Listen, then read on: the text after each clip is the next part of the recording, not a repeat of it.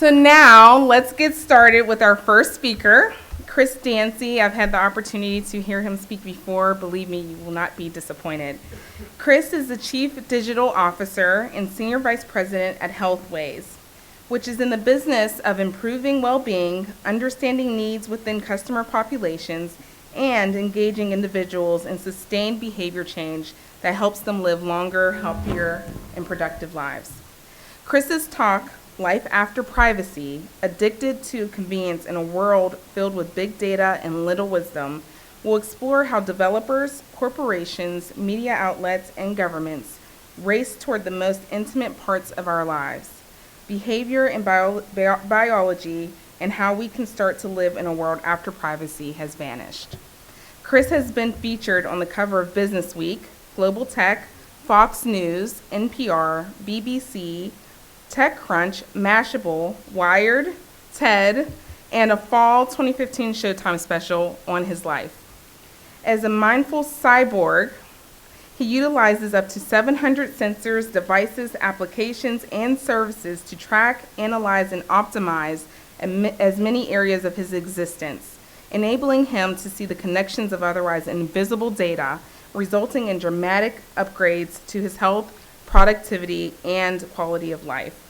Known as the world's most connected human, he travels extensively, speaking and consulting on various topics. Chris, please come on to the stage.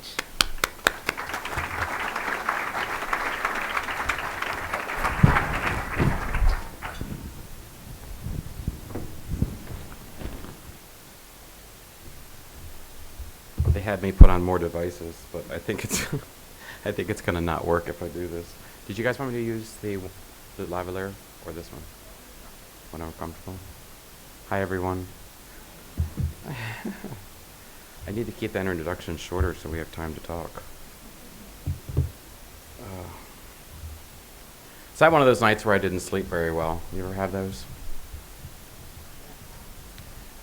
Travel, stress. Have to speak in the morning. And I measure everything. So when you don't sleep well, you do get up and go, I don't want to look. I don't want to know. So today, this talk, just so you know, it's not like the traditional stuff. It's just my personal beliefs. So if you're looking to be enlightened with some, a lot of facts and figures, it's not going to happen in this session. I think we have a bigger crisis on our hands related to all of these things and these things. And I think we're not talking about that. Yes, they'll help us with healthcare, but I'm not sure they're helping us be better humans. Yeah, it's going to be that type of talk. You're like, oh, we just got serious up in here.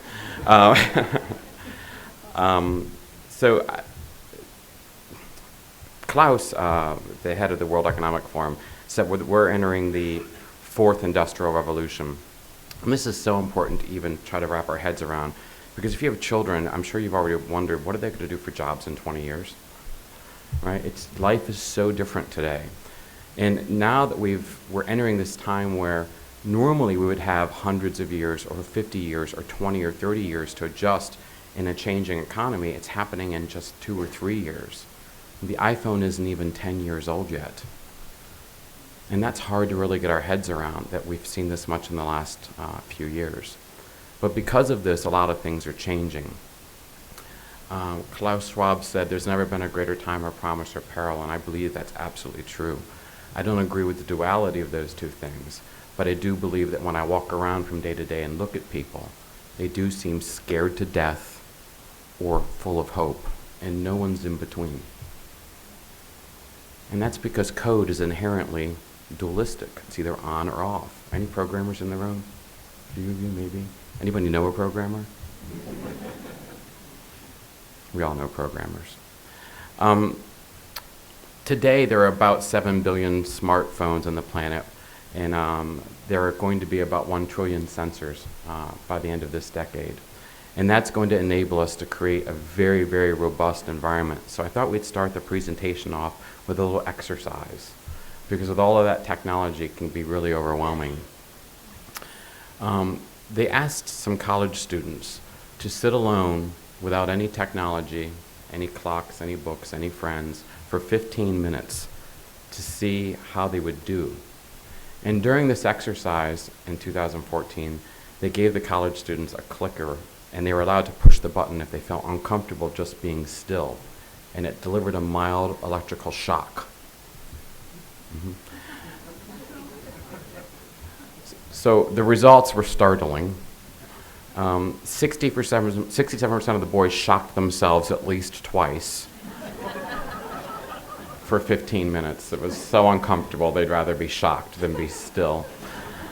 25% of the girls shocked themselves at least once, and one young man shocked himself 190 times. He probably wanted to play Pokemon Go. So, you heard all about me. My life is pretty well documented. I'm actually working on a book right now through Simon & Schuster and filming a Netflix special on my life. So next year at this time it'll be a little bit crazier for me. But what I did wasn't that remarkable. I just harvested the information around me to learn who I am a little bit better. I, in essence, became the internet. My whole life has always been full of screens. I was born in 1968. My parents didn't want me to sit in front of a TV, but I did. I had computers on my desk before there were computers. Every time I could do an upgrade, I did an upgrade. I just decided when I turned 40 that my life needed to be more manageable, and all of my life was online, and how could I harness that information? So I said, I'm just not going to go offline and see what that looks like. So what does it mean if you become the internet? Well, the first thing had to do with what we're all here to talk about today, which was my health. I realized at 40 my physician knew very little about me, and he couldn't even look it up if he wanted to. He never looked at the chart. That was his only job. So by 2006, I started going to my doctor's office, and is this a laser? I don't know. But you'll see there's little notes in the third box over, and started writing notes down on my not smartphone then.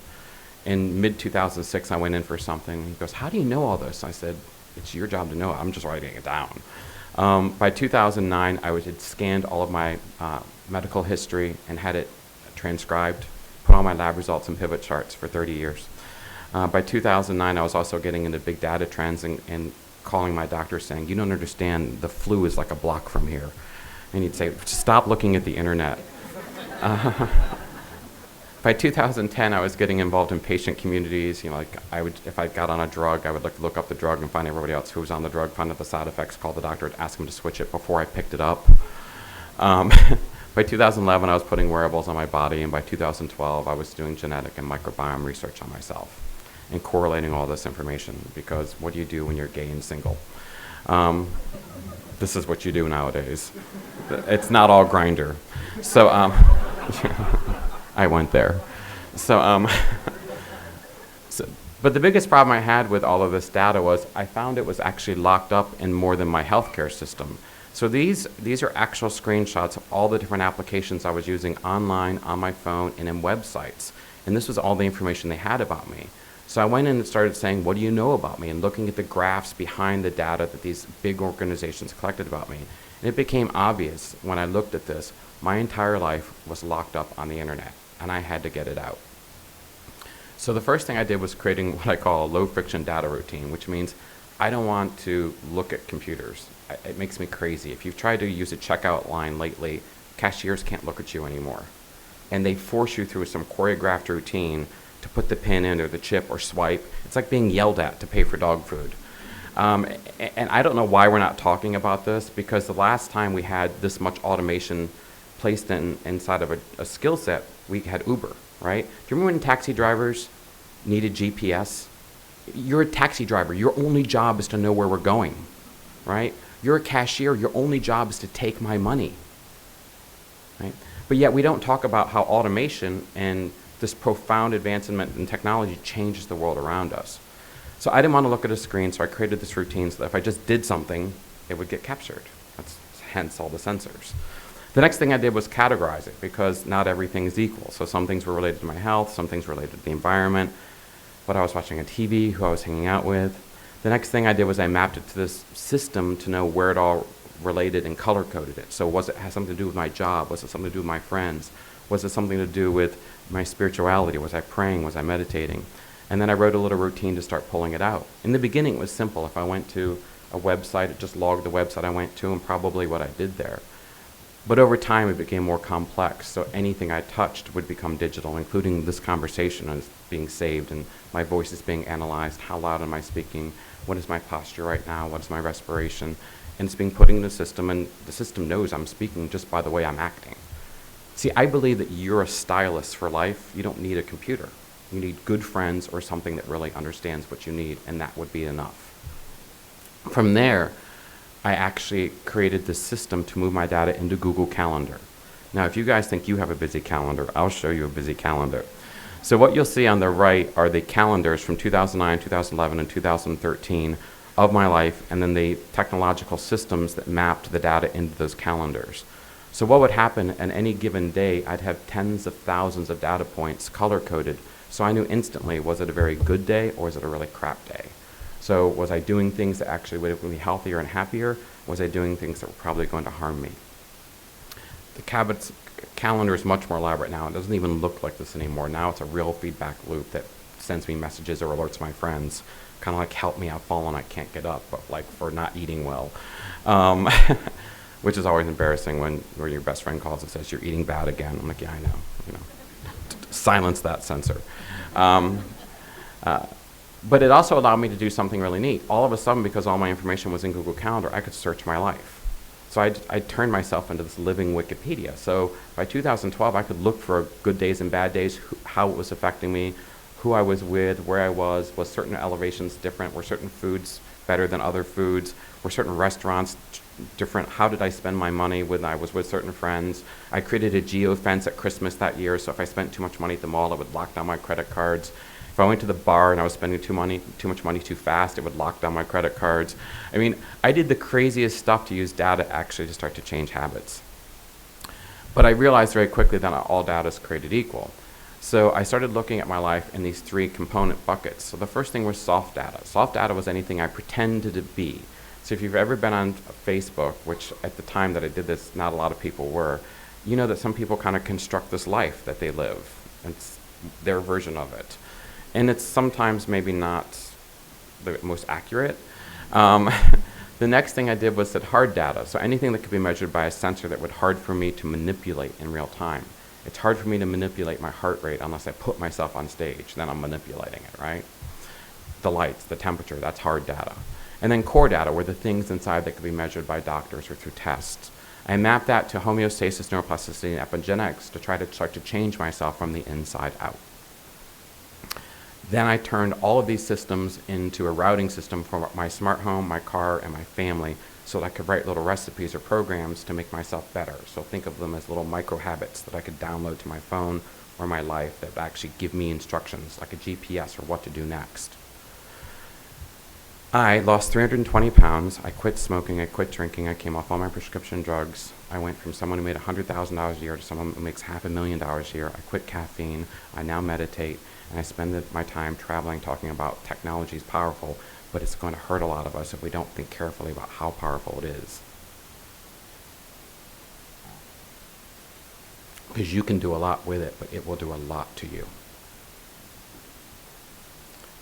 So the internet. What is it like to become the internet?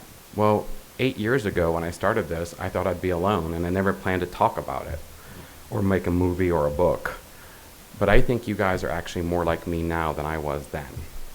Because while you're not covered in sensors, you're carrying a few right now on your phone and on your Fitbit. Your car probably has some sensors, and you probably have some sensors in your home. You're literally beginning to look like me. And this is how it starts, because if you can measure it, you can make it better, and it becomes an obsession. The biggest company in the world are starting to do things to use these numbers to help us with our families and our health. And I'm here to talk about those efforts and why I think they might be dangerous. First off, Apple. Everyone loves to talk about Apple. Apple has this neat feature called, on Microsoft it's called coherence, but in Apple it's called handoff. If you've ever seen an Apple device and you get a phone call, you'll notice it rings. And then if you have an Apple Watch, it rings on your watch. And if you have a computer, it rings on your computer. How many of you have seen this happen where just everything starts ringing around you? Right? It's like, oh my gosh, what is going on? They're getting better with it, but the idea here is really simple. The internet is sliding around you. It's no longer in the applications and on the things you wear. If you've seen the newest iPhones, and new ones were announced yesterday, you know that they're full of sensors, and they're also they have something called force touch, so the screens are actually capacitive, which means you press into information. Pressing into information changes it, because you don't have to open up applications to see data anymore. It just appears on top of the screen. It kind of looks like that. So when you force touch an application, it gives you some micro shortcuts.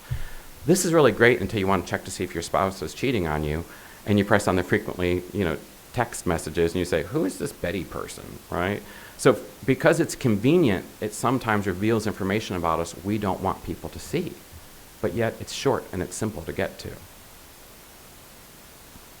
We also know about Siri. So we're starting to enter an age where we're talking to our computers. We're not actually, pressing them or using them anymore. So what does it mean to sit there and talk to your computer?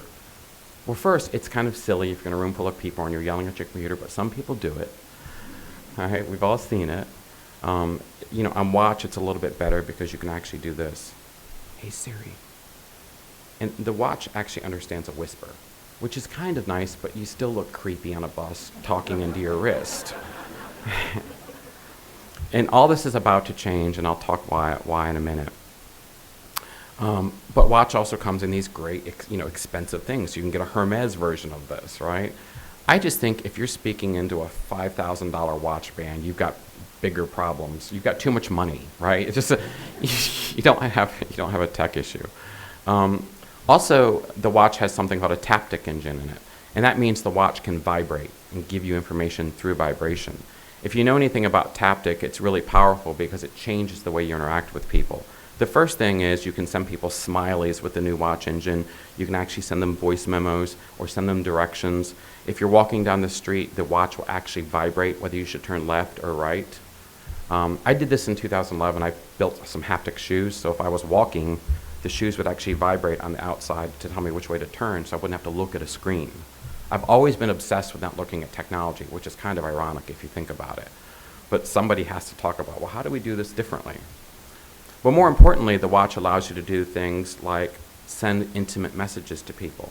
So I can click on the watch, and I can come in here and go to my partner and bring him up, and I can tap my wrist, and all of a sudden, he's feeling those taps on his wrist right now. Have you guys seen this? The other thing I can do is I can lay 2 fingers on here, and it'll send my heartbeat. You probably can't hear it. It sends my heartbeat in real time to him. See, when Apple created these things, they were considering 5 years ago, should they buy a social network? Because social networks were going to be huge. But Apple knew something that we didn't. See, you don't need to buy a social network because your body is a social network. And if you can use your body to communicate with someone else, you don't need to log into a system.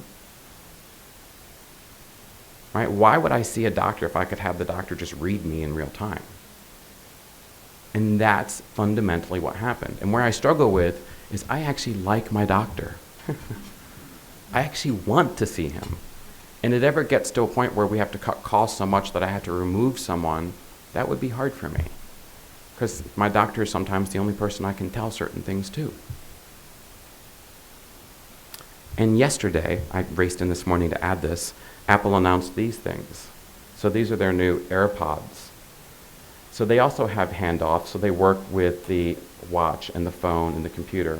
But the most important thing is about these new earbuds they announced yesterday is they're full of sensors, an infrared sensor. So the other thing is that means that within 2 years, these earpods will be able to take measurements inside your ear. They also have Siri in them, so you don't have to have any of the devices, you just touch it to talk. See, I don't think we'll have an iPhone 20. I think in 8 years you'll have something in your ear and something on your wrist, and that's it. And I don't know if that's a good thing. Yes, we'll be able to harness more information, but the level of intimacy we lose when everything is being whispered to you from a computer in the sky is scary. And people get really hung up when I say this, but I'm not saying it's bad. I'm just saying not everything should be so damn convenient. You need to ask people for directions just to prove you're humble. How many times have you been in a car where 3 of you were running GPS at the same time trying to hurt each other? Right? It used to be kind of interesting to be lost. But now we weaponize time and we booby trap calendars, right? Of course, Apple has their new TV. You can talk to it, tvOS. So now Apple's in your living room. All over your house, Apple has something called Apple HomeKit. This means you can talk to other devices in your house and ask them for things about the weather or to play games. You can ask it to set alarms, lock your doors, do everything. I mean, there's code all over the house nowadays. How many of you have seen Apple CarPlay? So now Apple's in the car, so there's car operating system. So you can actually, in your car, have your applications. Again, this is really profound because if you're writing applications or you're in healthcare and you're in delivery, do you write an app? Do you write something for watch? Do you write something for earbuds? Do you write something for the car? Do you write something for the home? Can you imagine what it would be like to be in technology today? Where do you even start to influence someone's healthcare? Do you expect them to go to the video or a website and watch a video? No one does that. I mean, I have a podcast. 60% of all my listeners listen to my podcast on double speed. Think about that. Double speed. And when I ask young people about this, and I'm sure some of you would tell me you do it too, they watch videos in double and triple speed. I just don't know how fast you can shove information into your head before it explodes. And of course, both Apple and Google have their healthcare repositories. In Apple, it's called HealthKit. They also have ResearchKit, which was their kind of foray to say, please trust us, we're not hurting people. We'll even give you some of it. They also announced ResearchKit or CareKit for doctors and physicians in hospitals, which is kind of like ResearchKit, but more localized. And of course, I've talked about voice. All of these things is leading to a fundamental problem. When you don't have something to look at, you lose the most fundamental thing we have in technology. If you've ever seen The Matrix, you know this is the problem in The Matrix. The problem is choice. Because if I don't have an interface to look at, I get whatever's given to me. If I get in my car and say, hey Siri, play Madonna, it plays, somebody's Siri went off. Again, a bigger problem that we're not realizing. Right? I won't say it again, I'll say, hey Betty, right? Somebody has a hacked version, which I won't say the name. But you know, I used to be able to go to presentations and say this and not everyone's phone freaked out. I'm just saying. But I get in the car and I ask her to play Madonna. She plays Apple Music Madonna. What happens if I'm only playing for Spotify or my family only can afford Pandora? No music plays. If I'm at home and I talk to Alexa and I say, hey Alexa, play my book. If my book's not on Amazon, it won't play. See, when the interface disappears, you have to use the ecosystem behind the interface. This is fundamentally an economic crisis because your families are going to be strapped into subscribing to 500 services you don't know about just to get a song to play. See, convenience always comes at a price, and I think the price now is going to be our choice and our privacy, which we're going to talk about in a second. And you all know about Oculus Rift, the new VR headset that's out. Facebook purchased them for $2 billion. Well, why does Facebook need a virtual reality company? Well, let's talk about Facebook and Disney for a moment and why they might be interested in virtual reality. Have any of you seen WALL-E, the Disney movie? How many feel like we're living it now? So the first thing with Disney. I recently went to Disney on a trip, and Disney has become the most interesting place I've ever seen. I call it the most surveilled place on earth. Because the first thing they do is they fingerprint you. Then they put a wristband on you so you can skip money and skip lines. They give you access to Wi-Fi. They watch you through cameras, and they have turnstiles all over the park. So no matter where you go, you're being measured and tracked. Yes, it's super convenient, but I don't think your family needs that much surveillance. And what is Disney doing with all of that information when they put straps on your kids? And yes, it'll be great when they know it's your kid's birthday again and they love going to Haunted Mansion for you to get an alert the next year. But what happens if they didn't register that it scared your kid? There's just certain inherent things as we cross the threshold between I'm going to watch you to I'm going to measure everything about you that we're not prepared to talk about. And that's what I travel talking about now. So Disney also likes to talk about feelings. I loved this movie Inside Out. I think it was the first great movie to talk about feelings with people and friends, because we all have the voices in our heads. Some of us take medicine for it. It's a really awful joke, but it's true. But feelings are one of these things that can also be co-opted through software. So you all remember last year when Facebook allowed us to have 6 new feelings. We used to have 1, like. But they gave us 6 more. Well, we have a whole generation of people between the ages of 8 and 15 who have 6 feelings, and that's it. It looks a lot like that, except it's software driven. And no one's phrasing it this way, but that's what's happening. Facebook doesn't care whether you love something, they just want to measure what you love. The fundamental problem is this: we don't know how to measure what we value. We don't know how to value what we measure, so we measure what we value. And it comes down to this privacy debate. I'm very much post-privacy. You can go online, data.chrisdancy, see everything about me. I don't care. Just because I think at some point we need to just get over this and talk about what it actually means to live in a world where privacy doesn't matter, or only matters when we want things because it's quick and easy. Our privacy stops where our threshold for inconvenience starts. So let's talk about convenience. So how many of you remember Burger King? Burger King was famous because you could have it your way. I'll never forget it when my mom took me in 1977 to a Burger King. She could get it any way you want. I'm like, oh, I want it plain with extra pickles, and you get the little cardboard crown, and life was good, right? Well, what does convenience look like today? Well, you can order like a $15 coffee with 30 different words that no one understands for someone to bark at you about, right? It's crazy how much convenience we have in our life. And if you've seen Starbucks in the last 6 months, you know that most of them now are converting to mobile pay, which means now I can even skip the line. I don't even have to talk to the barista.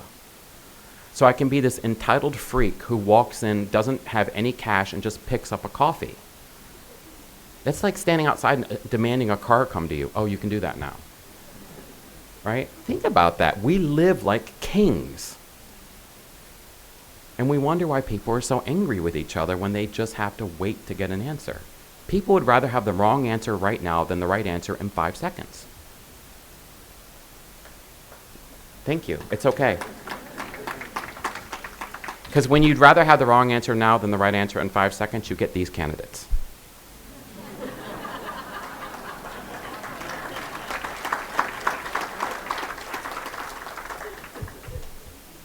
Wait till you see the software that's coming in 2020. And if nature only had a way to cover these oranges that we didn't have to waste so much plastic on them.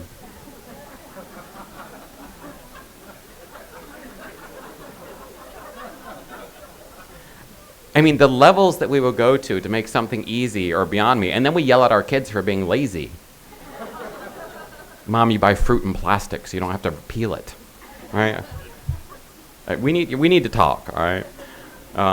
The Fitbit has now an extension for Amazon Echo so that you don't have to lift your arm to tap it to see how much you've walked. You can just ask Echo, Amazon or Alexa, how much have I walked today? Because lifting your arm is way too much effort. Yes, you guys are like, you're getting it. It's starting to dawn on you, right? All right, just making sure. So, think about dating. Way back in 2013, I'd have to log on to OkCupid with a browser. I'd have to send text messages with emoji. I could probably get one of these rent-to-own instant cars, go to my bank ATM machine, get food from a self-service checkout, and get a DVD from Redbox. 2013 was the most difficult time to date in history. But if we jump forward to like 2015, where we were barely getting by, you could use Tinder to have it automatically match you to someone, Snapchat them so they couldn't save your pictures, have an Uber take you to them, pay for dinner with your watch. You could have, the time you saved, you could have custom jeans and custom shoes made while you're at dinner in the bathroom ordering your next purchase. You could have dessert delivered to your house while you went home and watched a movie you had streamed. 2015 almost killed people with dating. It was so convenient. I'm pretty convinced by next year there'll just be a Netflix and chill app and a Trojan button to order condoms. And to be honest, both these things exist. When I made this slide up, it was a joke. And they now exist. How many of you have seen Amazon buttons? Right? They're little buttons you stick around the house to order things. I think if you have an app to hook up and a button to order condoms, you've got bigger problems. But see, privacy and intimacy always are linked to money.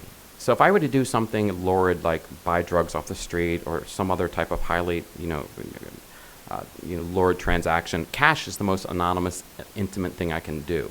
But the minute I give someone a check for something terrible, the bank knows I did that. The minute I do it with a credit card, a bunch of other people know.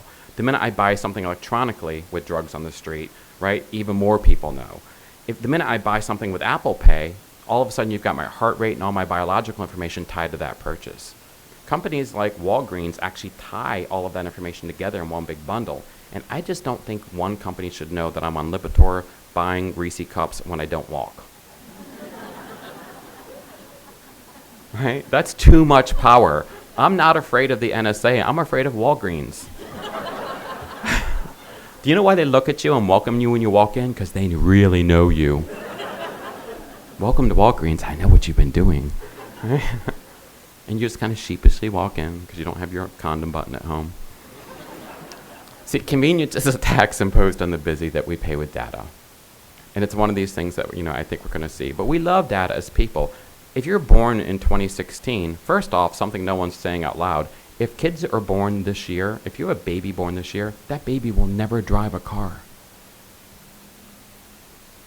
Children born today will never drive cars. Cars will drive themselves in 16 years. But a mom today can track her fertility. She can measure her sex with an app through a Fitbit API call, including the mattress movement, get a connected pregnancy test, monitor the baby's heartbeat, wear a device that measures her contractions, send the baby's heartbeat, put a camera in the crib, collect vital signs, and log his food and diaper changes. My mom used to just love me. I wasn't an upgrade. Right? So just be real careful because we love data. We love to measure things. This is my friend Donna. She lost her mom a year ago. About 3 weeks after she lost her mom, she sent me all of her Fitbit data because her mom was in home hospice. And she said, if I had just watched my Fitbit, I would have known that I was getting up more often and I would have been able to take care of my mom better. And she was so upset because she realized her data told her she wasn't being a good caretaker while her mom was in hospice. And I said, Donna, don't use your data against you. You brought your mom home to take care of her.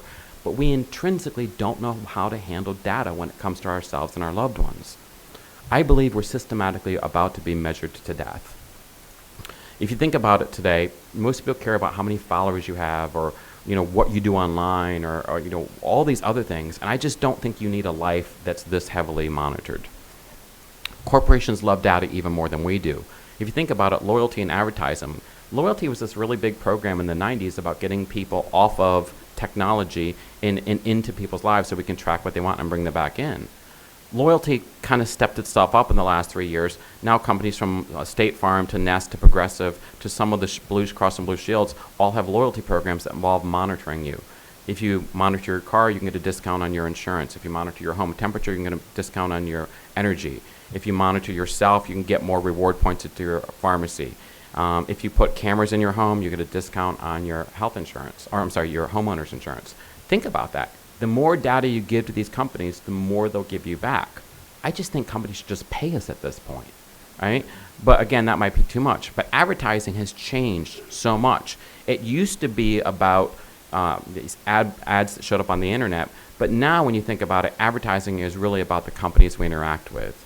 Because some of the biggest companies in the world that have been acquired, whether it be Waze, have anybody used Waze, this traffic accident application? Some of you are raising your hands. Google bought that for $1 billion 3 years ago. Why did Google need $1 billion traffic app? Because traffic is really important to us when we embed in our information. But the thing you need to think about Waze is this. How long is an accident good for? The data. Maybe an hour?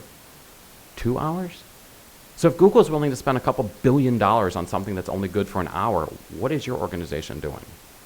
This is the thing, is technology is ephemeral, and the data that it creates is only good the instant you need it. So it's becoming harder and harder. How about Microsoft buying LinkedIn? I mean, did anyone see that coming? $26 billion for LinkedIn? I mean, it's hard. But again, these big companies are buying up these little teeny healthcare companies. Under Armour bought MyFitnessPal for $500 million. They just want to sell you sneakers. They don't care what you're eating. So this is how it's transferring of data to advertising. And the thing that I think is the most disturbing, which no one even mentioned, no one cared about, is last year Apple pivoted, and in their health app, they now advertise to you applications. So if you look at your sleep analysis, all of a sudden you'll get apps for sleep tracking. I think if someone's advertising to your family based on their biology, you should have stronger questions, right? Your daughter's having sex, she needs you shouldn't be measuring that, but they do. Apple Health measures those types of things, sex and a bunch of other things, and then sells you applications around that. Some of these topics are heavy, sorry. But advertising is a tax imposed on the poor, and all of us are becoming much more poor. See, when something's free, you're the product. But when everything's free, your life is a platform. So what we're going to do next is we're going to talk about the government. And I hope you guys are enjoying my artful use of emoji. It's for most of you who understand what that is now. So the government in 2001 signed something called the Patriot Act, which basically allowed personal surveillance. By 2007, Edward Snowden leaked these documents that showed that the biggest tech companies in the world were working with the government to allow real-time surveillance of our lives. Does anyone remember in 2008 that President Obama was not allowed to have his BlackBerry? Yeah, remember, he could not have a BlackBerry in 2008. It was not secure. By 2009, the Supreme Court created Citizens United, which gave corporations personhood. By 2014, the White House had hired a data scientist. By 2015, President Obama, who 7 years earlier couldn't have a BlackBerry, was allowed to have a Fitbit Surge. How did we go from a president who couldn't use a BlackBerry to one who literally could track his sleep and heart rate and motion and keep it on a server in California? How did that happen in 7 years? And of course, in 2016, the White House and the DOJ went after Apple to say, we need you to unencrypt your phones. And we know who won, right? Apple said, no, we won't do it. See, Apple's very big right now because they're telling people that it's anonymous and it's safe and it's encrypted, and they're not going to give your information to the government and you're safe with them. But you're still giving your information to Apple. And even though Apple won't tell the government who you are, they will tell some people. Because if you're a developer, you have this information. You have someone's home information, you have their watching habits, you have what they're spending their money on, you have what they're listening to in their car, where they're driving to, you have their health information. See, you don't need a terrorist to break into an iPhone, you need a developer. And this is the fundamental thing I think we're missing about the privacy debate, is if we're going to make it private, we need to make it private for everyone, including big corporations. Because they don't have our best interest at heart. They have Wall Street at heart. Today, the United States government has $48 billion in cash on hand. They have 320 million people in our country. 307 countries have an embassy. We have a public health care system, a public cash system, and a national broadcasting system. So let's talk about Apple. Apple has 5 times that in cash. 700 million devices, 1 billion as of yesterday, they announced. They have 155 countries have an Apple store. They have an international healthcare system because of Apple Health. They have an international cash system because of Apple Pay. And they have an international broadcasting system because of their messaging. Have you ever gotten a message on your phone telling you there's an emergency or Amber Alert? I just think if Apple wasn't based in Silicon Valley, we'd consider them a threat.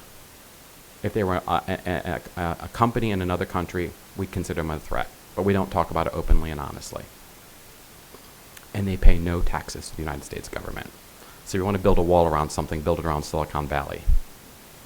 Yeah, I went there. So every time you hear the word privacy, I want you to think economic disparity, because privacy doesn't exist for the poor and it doesn't matter to the rich. What if we took the power of the NSA for just 1 hour? What could we do with that? If we took all the scary things and terrorists that we're looking for, what could we do if we used for 1 hour, use that power? We could probably search for good in the world. Wouldn't it be amazing if we just took all of that computing power and looked for good in the world? Wouldn't we find it? Wouldn't we find people doing amazing things? And what if we took every iPhone and the data on it for 1 hour a week? What could we solve? I know for a fact we could solve cancer, illiteracy, loneliness, and domestic abuse. But we're not doing that. We're looking for problems. We're not looking for solutions. I looked for solutions. So I believe that we can create an ethical framework for computing. I don't have a lot of time to go into it because we started a little bit late, but I'll just give you a high-level overview. The first thing is we need to be kind to the data we harvest and use, which means don't harvest data and weaponize it. Don't show someone your data to make them feel better or worse about their lives. Don't shamify it. Don't pit people against each other, right? There's no need to show two people their data at the exact same time, and try to remove bias from it. Try not to make someone feel like they're not as good or better than the people they hang out with. Second thing is filter information. There's too much of it, right? There's other ways you can filter information other than time. You can filter information on location, by activity, by lifestyle, where you are, who you're with, environment. What happens if you could filter information on contemplation, if you could make information kinder? And what if you could accelerate knowledge? Right now, all the information we consume is consumed in something we call chronology, or chronos, the Greeks called it. That means it's ordered time. But we all know the most amazing times in our lives are things that didn't happen in ordered time. They were just serendipitous. They just were like coincidence. And I think coincidence is one of those times where actually you can make a positive change in your world. And it's something we can program for. This is a chart for how to program for coincidence. It's really, really heavy, and I don't have time to get into the philosophy of it. But it's something I created, and I encourage you to take a look at it. Because if you're in technology, you want to look at this. Because right now, the era of disruptive tech is what we're right in the middle of, and the era of calm tech is among us. But if we're in healthcare, we need to focus on value-based tech. Technology makes people healthier in spite of the technology, and really be aiming for kind tech and contemplative tech, technology that actually makes us nicer to ourselves. Because I believe you could design phones that actually informed people by showing them bits of their life that connected them to the things that were important to them. Or if they're walking to some place, instead of giving them a sense of urgency, telling them to slow down or take a new path or go visit a friend. You've got an hour between meetings. Why don't you call your mom? Or delight them by reminding them of important times in their life by using the photos that matter at that moment. Or more importantly, if you get up too early, having an alarm tell you go back to sleep. There are so many ways we could use technology. There's one app out there called Wakey that actually wakes you up every morning by connecting you with a stranger so you make a new friend. It's kind of creepy until you try it out, then it's fun. And finally, I believe that we could take all of this technology and these $1,000 iPhones and these hundreds of dollars worth of gadgets, and we could actually build solutions for everybody on the planet. Because I believe if it's inaccessible to the poor, it's neither radical nor revolutionary. We're building solutions for a super rich population. I don't think it's going to be around. We should build solutions for every single person on Earth. Thank you so much.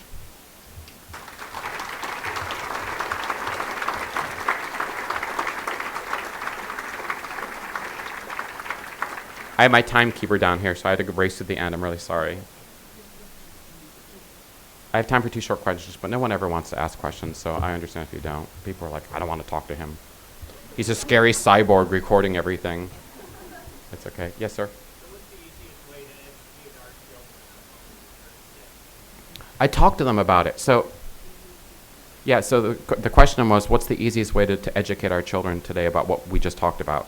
So talk about it. I run a workshop called a Mindful Cyborg Workshop. It's a 5-hour workshop where we do these technology exercises. And the first 3 exercises actually are just for this. So the first exercise is something you can do with people here during the conference if you want to do it, or I encourage you to do it with your kids, is you trade iPhones with or smartphones with your children, and you unlock it, and you do something called smartphone palmistry. So you ask the person who's got your phone to read it. So they look at your apps, and does someone have a phone? Look, someone's like, I don't want to do that. Not gonna happen, right? No, not with that guy. And this is one of these great exercises when you do it with your kids. So right away it's asking you for a software update, so we'll say later, and it's going to probably ask me for your password. Remind me later. But right away, I can see she's got a picture of her family on here. She's only got 2 icons on her home screen, just phone and text, so she really is a communicator. She loves chatting with people. She's got her battery percentage turned on, and she's 100%, so she's always has to be in control. She's a big sports fan who really enjoys hanging out with her friends, and weather is really important to her. She's all there going, yeah, this is all true. But the thing is, you just look at the phone, and you just kind of turn it into a game. What that really does is instead of us having these little personal devices that we hide in, it allows the 2 of us to actually talk about what we value. Because we put in the phone what we value. We put it right on the home screen. And it gives your children a chance, and you a chance to talk about this.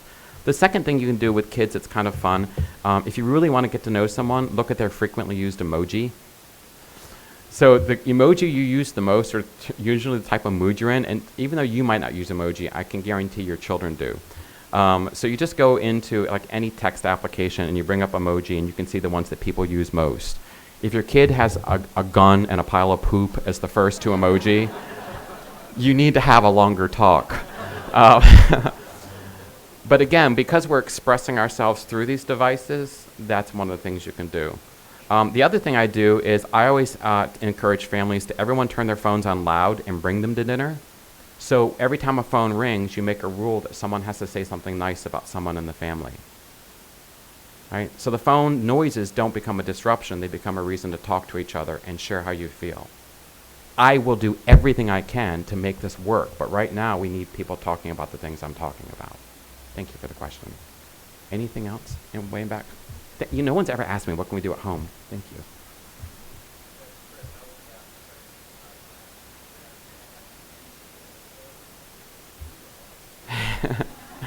As I was watching the Apple keynote.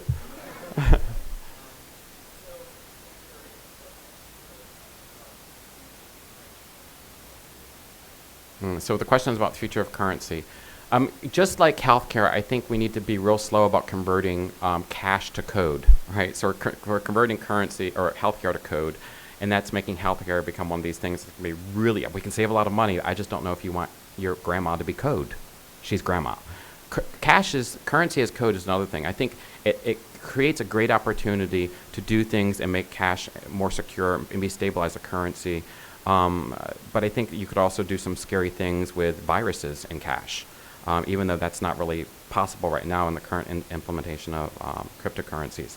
The thing I'm most excited about Bitcoin and blockchain in particular, and that's the technology underneath, is the fact that we could actually use it to actually take over the privacy debate. So actually turning all of your biological and behavioral transactions into Bitcoin currency and actually trading in real time instead of giving people discounts for toothpaste for putting in your phone number, right? Just get the money, right in your bank account. So the idea of turning yourself into a walking bank just for sharing information, I think that's the most exciting use of Bitcoin. That's it. So I promised I'd come to lunch because I was invited by someone to come to, I wouldn't normally not come to lunch, but they actually called me to say, would you come to lunch? Which no conference ever does that. So I thought it was really sweet. But thank you so much. And listen, be kind to each other. And don't worry about your devices. You can leave them here or you can take them. They're not defining you. Don't let them define you.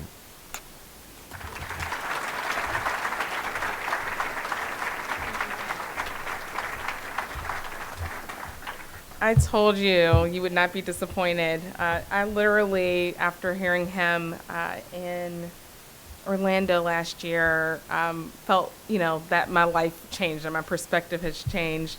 And then I got back into the norm. And so thanks for the refresh and the new motivation.